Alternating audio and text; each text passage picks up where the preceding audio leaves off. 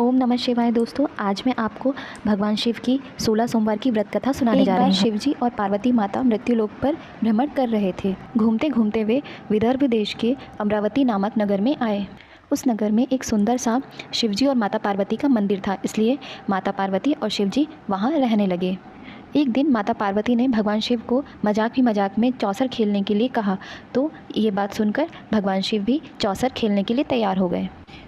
इसके बाद माता पार्वती और भगवान शिव चौसर खेलने लगे।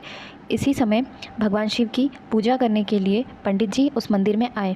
जब वो अंदर आए तो माता पार्वती ने पंडित जी से पूछा कि हे पंडित, आप बताओ कि आज इस चौसर में कौन जीतेगा। वो पंडित भगवान शिव का बड़ा भक्त था, इसलिए उसने तुरंत ही कहा कि भगवान महादेव ही जीतेंगे। इसके बाद भगवान शिव और पार्वती जी चौसर खेलने लगे। इसके बाद माता पार्वती जीत जाती हैं और शिव जी हार जाते हैं। तो भगवान शिव को जीतता हुआ देखना चाहते थे पंडित जी, इसलिए क्रोधित होकर माता पार्वती ने पंडित जी को श्राप देना चाहा, परंतु श्राप देने के लिए भगवान शिव ने उन्हें रोक दिया। भगवान शिव ने कहा कि ये तो भाग्य का खेल है, इसमें उस पंडित की क्या गलती, इसलिए आप उसे श्राप ना दो। परंतु माता पार्वती क्रोधित होकर उन्हें कोढ़ी होने का श्राप दे दिया। तो इस वजह से पंडित को बहुत समय तक कोढ़ी होने का श्राप लगा और वो बहुत दिनों तक बीमार होकर कोढ़ी हो गया। अप्सरा उस मंदिर में पूजा करने के लिए आई और पूजा करते समय उसने पुजारी की हालत देखी कि वो कोढ़ से किस प्रकार पीड़ित है। पंडित जी की यह हालत देखकर अप्सरा को दया आ गई। अप्सरा ने कहा कि आपकी ये हालत किस प्रकार हुई है। तो पंडित जी ने सभी बात बताई कि उनके ऊपर क्या बीती और क्या हुआ था जिस कारण से उन्हें कोढ़ी होना पड़ा।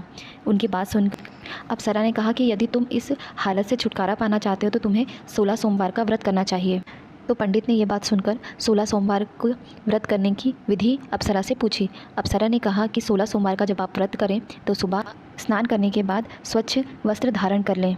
इसके पश्चात आधा किलो आटे से प्रसाद तैयार करना, यानी उस आटे से तुम पंजीरी बनाना। पंजीरी के 3 हिस्से करना। प्रदोष काल में भगवान शिव की आराधना करना और 1/3 भाग जो आने जाने वाले भक्त होंगे उन्हें प्रसाद के रूप में देना। इस प्रकार 16 सोमवार तक इसी विधि को अपनाना। 17वें सोमवार को 1/4 आटा लेकर उसका चूरमा बना लेना और वो चूरमा आने जाने वाले भक्तों को प्रसाद स्वरूप बांट देना। इस प्रकार पूजा करने से तुम्हारा कोढ़ जो है वो दूर हो जाएगा।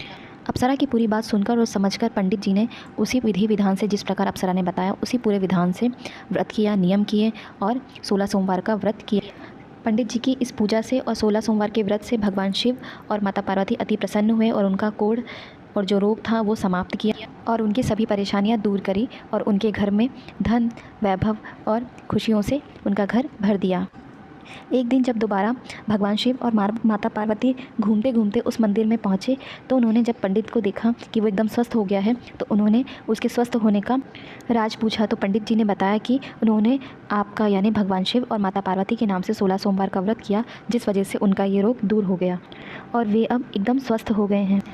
इस बात को सुनकर माता पार्वती अति प्रसन्न हुई और उन्होंने और भगवान शिव ने ये वरदान दिया कि कोई भी मनुष्य यदि 16 सोमवार का व्रत करता है तो उसकी हर एक इच्छा ज़रूर पूर्ण होती है। इसलिए इस व्रत को आप भी करें। यदि आप इस व्रत को करते हैं तो आपके घर में भी धन, धान्य, वैभव, सुख, समृद्धि, लक्ष्मी सभी चीज़ें आएगी। और 16 सोमवार का व्रत वो लोग ज़रूर करें जिनकी वैवाहिक इच्छा भी पूर्ण नहीं हुई है और जो अपनी मनचाही विवाह शादी करना चाहते हैं, जिनके विवाह नहीं हो रहे हैं, जो मांगलिक दोष में हैं, वो भी इस व्रत को ज़रूर करें ताकि उनका भी विवाह शीघ्र हो।